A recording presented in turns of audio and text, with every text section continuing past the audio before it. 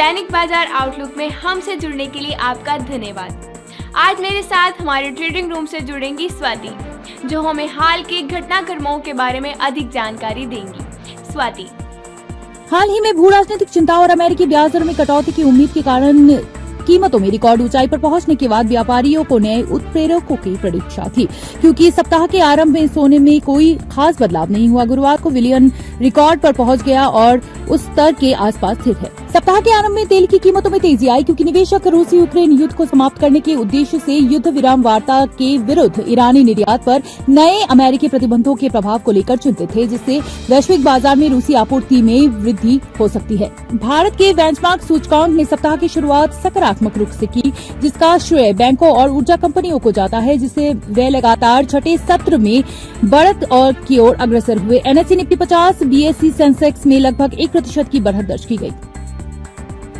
Euro dollar पिछले सत्र में ये जोड़ी 0.1% नीचे की ओर गिरी। RSI एक अधिविकृत मार्केट की ओर इंगित करता है। पिछले सत्र में कोटक महिंद्रा बैंक के स्टॉक में 1.9% लाभ देखा गया। विलियन सूचक अधिविकृत मार्केट की ओर इंगित करता है।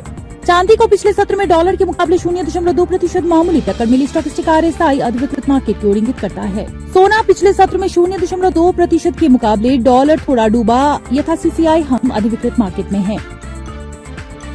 आर्थिक कैलेंडर अगले हफ्ते बहुत एक्टिव है। कई उच्च प्रभाव वाली घोषणाएं और कुछ चिटपुट आंकड़े मिलकर बाजार को दिशा देंगे। पुराने समर्थन प्रतिरोध स्तर के आसपास अगर बाजार घूम रहा है तो ये डेटा वो फैसला कर सकता है कि आगे की राह ऊपर है या नीचे। हमें उम्मीद है कि आपने आज की बाजार आउटलुक का आनंद लिया होगा। हम सब की ओर से आपको लाभदायी व्यापारिक दिवस की शुभकामनाएं। वित्तीय बाजारों के ताजा समाचारों और घटनाओं के लिए कल सुबह जरूर लॉगिन करें।